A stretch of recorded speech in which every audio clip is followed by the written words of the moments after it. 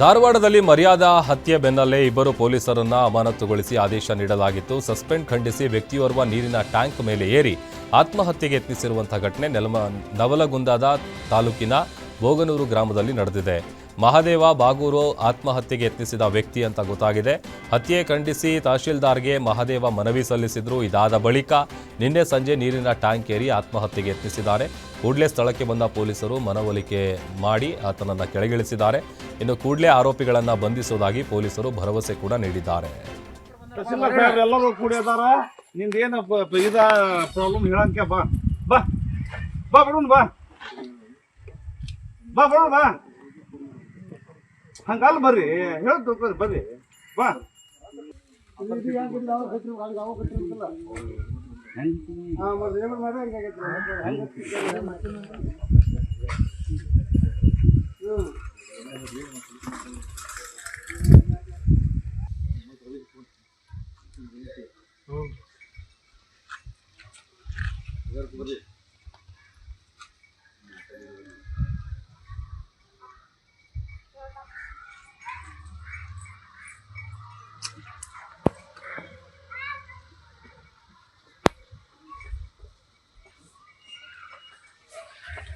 ನೀ ನಮ್ಮ ಕೂಡ ಬಾ, ನೀ ಗಾಡಿ ಬರ್ರಿ.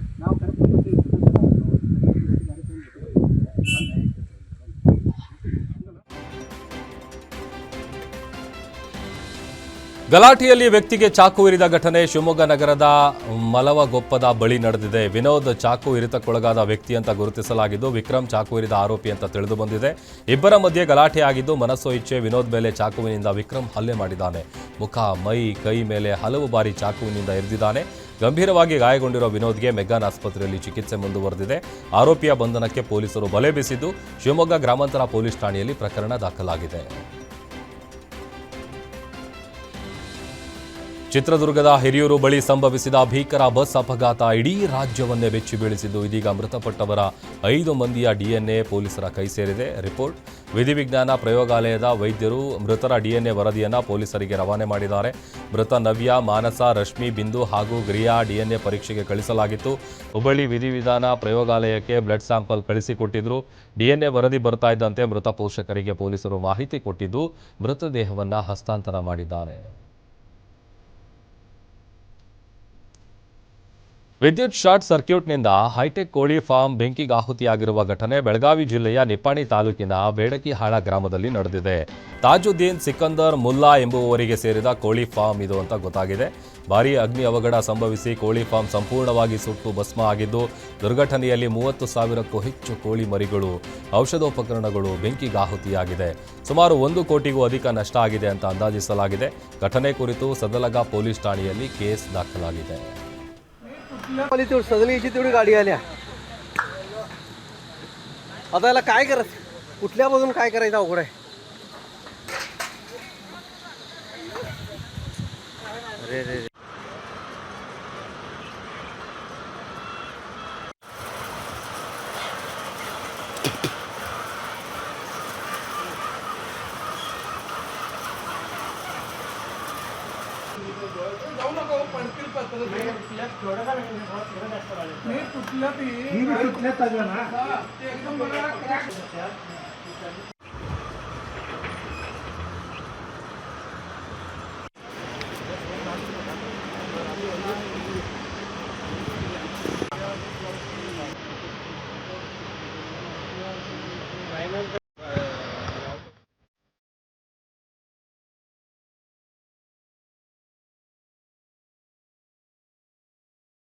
ದಿಢೀರ್ ಶಾಕ್ ಕೊಟ್ಟಿದ್ದಾರೆ. ರಾತ್ರೋರಾತ್ರಿ ರೌಡಿ ಶೀಟರ್ಗಳ ಮನೆ ಬಾಗಿಲು ತಟ್ಟಿರೋ ಕೆಜಿಎಫ್ ಪೊಲೀಸರು ಅಕ್ರಮ ಚಟುವಟಿಕೆಗಳಿಗೆ ಕಡಿವಾಣ ಹಾಕೋದಕ್ಕೆ ಪ್ಲಾನ್ ಮಾಡಿದ್ದಾರೆ. ಕೆಜಿಎಫ್ ನಗರದ ಆಂಡರ್ಸನ್ ಪೇಟೆ ಪೊಲೀಸ್ ಠಾಣಾ ವ್ಯಾಪ್ತಿಯ ರೌಡಿ ಶೀಟರ್ ಮನೆಗಳಿಗೆ ಭೇಟಿ ಕೊಟ್ಟು ಕಾನೂನು ಉಲ್ಲಂಘನೆ ಮಾಡಿದರೆ ಕಠಿಣ ಕ್ರಮ ಕೈಗೊಳ್ಳೋದಾಗಿ ಖಡಕ್ ವಾರ್ನಿಂಗ್ ಕೊಟ್ಟಿದ್ದಾರೆ.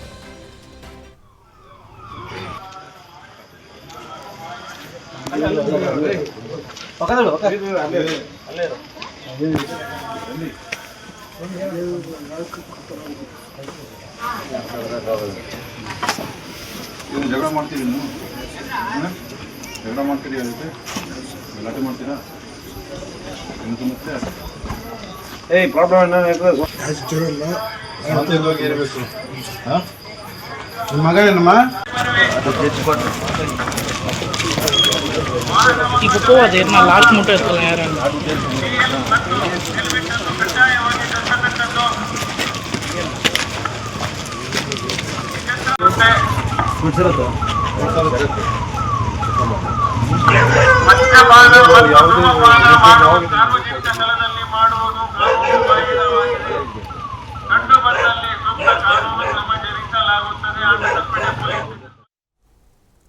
CM Siddaramaiah DCM DK Shivakumar power sharing ಮಧ್ಯೆ ಇದೀಗ ರಾಜ್ಯದಲ್ಲಿ ದಲಿತ ಸಿಎಂ ಕೂಗು ಜೋರಾಗಿದೆ. ಸಿಎಂ ತವರು ಜಿಲ್ಲೆ ಮೈಸೂರಿನಲ್ಲಿ ಡಾಕ್ಟರ್ ಜಿ ಪರಮೇಶ್ವರ್ಗೆ ಸಿಎಂ ಸ್ಥಾನ ನೀಡುವಂತೆ ಒತ್ತಾಯ ಕೇಳಿಬಂದಿದೆ. ಇನ್ನು ಈ ಬಗ್ಗೆ ಮಾತನಾಡಿದ ಪರಮೇಶ್ವರ್ ಅಭಿಮಾನಿ ಸಂಘದ ಅಧ್ಯಕ್ಷ ಬಿಳಿಕೆರೆ ರಾಜು, ಸಿದ್ದರಾಮಯ್ಯನವರೇ ನೀವು ರಾಜ್ಯದ ಸಿಎಂ ಆಗಿದ್ದೀರಾ, ಈಗ ನೀವೇ ದಲಿತರಿಗೆ ಅವಕಾಶ ಮಾಡಿಕೊಡಿ, ಡಾಕ್ಟರ್ ಜಿ ಪರಮೇಶ್ವರ್ ಅವರನ್ನ ಮುಂದಿನ ಸಿಎಂ ಅಂತ ಘೋಷಿಸಿ ಅಂತ ಒತ್ತಾಯ ಮಾಡಿದ್ದಾರೆ. ಬಾಗಲಕೋಟೆ ಜಿಲ್ಲೆಯಲ್ಲಿ ಬೀದಿ ನಾಯಿಗಳ ಹಾವಳಿ ಹೆಚ್ಚಾಗಿದೆ. ಮನೆ ಮುಂದೆ ಆಟವಾಡ್ತಿದ್ದ ಬಾಲಕಿ ಮೇಲೆ ಬೀದಿ ನಾಯಿ ಅಟ್ಟಹಾಸ ಮೆರೆದಿದೆ. ನವನಗರದ 15ನೇ ಸೆಕ್ಟರ್ನಲ್ಲಿ ಈ ಘಟನೆ ನಡೆದಿದೆ. ನಾಯಿ ದಾಳಿಯಿಂದ 4ನೇ ತರಗತಿ ವಿದ್ಯಾರ್ಥಿನಿ ಅಲೈನಾ ಎಂಬಾಕೆಯ ಕಣ್ಣು, ಮೂಗು ಸೇರಿದಂತೆ ಮುಖದ ಮೇಲೆ ಗಂಭೀರ ಗಾಯಗಳಾಗಿದೆ. ಜಿಲ್ಲಾಸ್ಪತ್ರೆಯಲ್ಲಿ ಅಲೈನಾಗೆ ಚಿಕಿತ್ಸೆ ಮುಂದುವರೆದಿದ್ದು, ಬೀದಿ ನಾಯಿಗಳ ಹಾವಳಿ ತಡೆಗಟ್ಟಲು ಮಹಾನಗರ ಪಾಲಿಕೆಗೆ ಪೋಷಕರು ಆಗ್ರಹಿಸಿದ್ದಾರೆ. ಮಹಾತ್ಮ ಗಾಂಧಿ ಪ್ರತಿಮೆಗೆ ಕಿಡಿಗೇಡಿಗಳು ಸಾಂಟಾ ಕ್ಲಾಸ್ನ ಕೆಂಪು ಟೋಪಿ ಹಾಕಿ ಅವಮಾನ ಮಾಡಿದ ಘಟನೆ ಬೆಳಗಾವಿಯಲ್ಲಿ ನಡೆದಿದೆ. ನಗರದ ಹಿಂಡಲಗ ರಸ್ತೆಯ ಕ್ಯಾಂಪ್ ಬಳಿ ಇರುವ ಮಹಾತ್ಮ ಗಾಂಧಿ ಪ್ರತಿಮೆಯ ಕೈ ಹಾಗೂ ತಲೆಗೆ ಕಿಡಿಗೇಡಿಗಳು ಸಾಂಟಾ ಕ್ಲಾಸ್ನ ಕೆಂಪು ಟೋಪಿಯನ್ನು ಹಾಕಿದ್ದಾರೆ. ಗಾಂಧೀಜಿಗೆ ಅವಮಾನ ಮಾಡಿದ ಫೋಟೋ ಸೋಷಿಯಲ್ ಮೀಡಿಯಾಗಳಲ್ಲಿ ವೈರಲ್ ಆಗಿದ್ದು, ತಕ್ಷಣ ಕ್ಯಾಂಪ್ ಠಾಣೆ ಪೊಲೀಸರು ಟೋಪಿ ತೆಗೆಸಿದ್ದಾರೆ. ಘಟನೆ ಸಂಬಂಧ ಕ್ಯಾಂಪ್ ಪೊಲೀಸ್ ಠಾಣೆಯಲ್ಲಿ ಪ್ರಕರಣ ದಾಖಲಾಗಿದೆ. ಕಲಬುರಗಿ ಜೈಲಿನಲ್ಲಿ ಮತ್ತೆ ಪಿಎಸ್ಐ ಅಕ್ರಮದ ಪ್ರಮುಖ ಆರೋಪಿ ಆರ್ ಡಿ ಪಾಟೀಲ್ ಕಿರಿಕ್ ನಡೆಸಿದ್ದಾನೆ. ಬ್ಯಾರಕ್ ತಪಾಸಣೆಗೆ ಬಂದಿದ್ದ ಮುಖ್ಯ ಅಧೀಕ್ಷಕಿ ಡಾಕ್ಟರ್ ಅನಿತಾ ಜೊತೆ ವಾಗ್ವಾದ ನಡೆಸಿದ್ದಾನೆ. ಹಿರಿಯ ಅಧಿಕಾರಿಗಳ ಸೂಚನೆ ಮೇರೆಗೆ ಡಾಕ್ಟರ್ ಅನಿತಾ ಜೈಲು ತಪಾಸಣೆಗೆ ಬಂದಿದ್ರು. ಆ ವೇಳೆ ಸಿಬ್ಬಂದಿ ಜೊತೆ ಆರ್ ಡಿ ಪಾಟೀಲ್ ತಗಾದೆ ತೆಗೆದಿದ್ದು, ನನ್ನ ಬ್ಯಾರಕ್ ತಪಾಸಣೆಗೆ ಅನುಮತಿ ಇದೆಯಾ, ಅನುಮತಿ ಇಲ್ಲದೆ ಬ್ಯಾರಕ್ ತಪಾಸಣೆಗೆ ನಾನು ಬಿಡಲ್ಲ ಅಂತ ಗಲಾಟೆ ಮಾಡಿದ್ದಾನೆ. ಸಿಬ್ಬಂದಿ ಜೊತೆ ಕಿರಿಕ್ ಮಾಡಿದ ಹಿನ್ನೆಲೆ ಫರಹತಾಬಾದ್ ಪೊಲೀಸ್ ಠಾಣೆಯಲ್ಲಿ ಆರ್ ಡಿ ಪಾಟೀಲ್ ವಿರುದ್ಧ ಮುಖ್ಯ ಅಧೀಕ್ಷಕಿ ಅನಿತಾ ದೂರು ದಾಖಲಿಸಿದ್ದಾರೆ. ಬೀದರ್ ಜಿಲ್ಲೆಯಲ್ಲಿ 1.5 ತಿಂಗಳು ಕಳೆದರೂ ಕಬ್ಬಿನ ಬಿಲ್ ಪಾವತಿಯಾಗದ ಹಿನ್ನೆಲೆ 5 ಸಕ್ಕರೆ ಕಾರ್ಖಾನೆಗಳ ವಿರುದ್ಧ ರೈತರು ಆಕ್ರೋಶ ಹೊರಹಾಕಿದ್ದಾರೆ. 14 ದಿನದೊಳಗೆ ಕಬ್ಬಿನ ಬಿಲ್ ಪಾವತಿಸುವಂತೆ ಸಕ್ಕರೆ ಕಾರ್ಖಾನೆಗಳಿಗೆ ಜಿಲ್ಲಾಧಿಕಾರಿ ಶಿಲ್ಪಾ ಶರ್ಮಾ ನೋಟಿಸ್ ನೀಡಿದ್ರು. ಡಿಸಿ ನೋಟಿಸ್ಗೂ ಸಕ್ಕರೆ ಕಾರ್ಖಾನೆ ಮಾಲೀಕರು ಕ್ಯಾರೆ ಅಂತ ಇಲ್ಲ. ಡಿಸೆಂಬರ್ 15ರಂದೇ ನೋಟಿಸ್ ನೀಡಿದ್ರು. ಇಲ್ಲಿಯವರೆಗೂ ನಯಾ ಪೈಸೆ ಪಾವತಿಸಿದ ಕಾರ್ಖಾನೆಗಳ ವಿರುದ್ಧ ಸದ್ಯ ರೈತರು ಕಿಡಿಕಾರ್ತಾ ಇದ್ದಾರೆ. ಜನವರಿ 2ರ ಒಳಗೆ ಕಬ್ಬಿನ ಬಿಲ್ ಪಾವತಿಸಿಲ್ಲ ಅಂದರೆ ಮತ್ತೆ ಉಗ್ರ ಹೋರಾಟ ಮಾಡೋದಾಗಿ ಸರ್ಕಾರ ಹಾಗೂ ಜಿಲ್ಲಾಧಿಕಾರಿಗೆ ಕಬ್ಬು ಬೆಳೆಗಾರರು ಎಚ್ಚರಿಕೆ ನೀಡಿದ್ದಾರೆ.